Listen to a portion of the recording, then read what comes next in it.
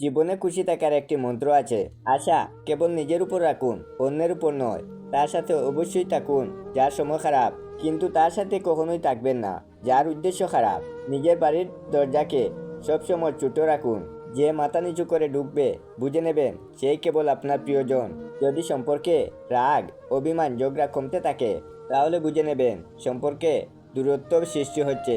কেউ খুব সুন্দর একটি কথা বলেছেন, যদি মনের মধ্যে কিছু রেখে বাঁচার চেষ্টা করেন তাহলে মন ভরে বাঁচতে পারবেন না।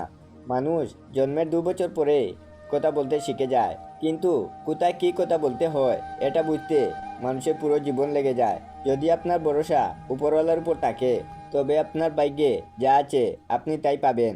কিন্তু যদি বিশ্বাস নিজের উপর থাকে তাহলে উপরওয়ালা আপনাকে সেটাই দেবে যেটা আপনি চাইবেন। ওই মানুষটার গুরুত্ব কখনো কমতে দেবেন না, যে আজকের দিনে এসেও আপনাকে সময় দেয়। মানুষ দুটি সময় সম্পূর্ণ বদলে যায়, হয় কোনো স্পেশাল মানুষ জীবনে এলে, আর না হয় কোনো স্পেশাল মানুষ জীবন থেকে চলে গেলে। লবণের মতো লবণাক্ত জ্ঞান দেওয়া মানুষগুলোই হচ্ছে আপনার আসল বন্ধু, কারণ যারা মিষ্টি কথা বলে তারাই ধোঁকা দেয়।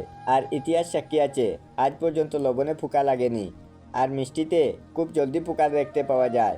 একটা তেতু কথা কি জানেন তো, বাবা মায়ের উপদেশ সবার খারাপ লাগে, কিন্তু বাবা মায়ের সম্পত্তি সবার ভালো লাগে।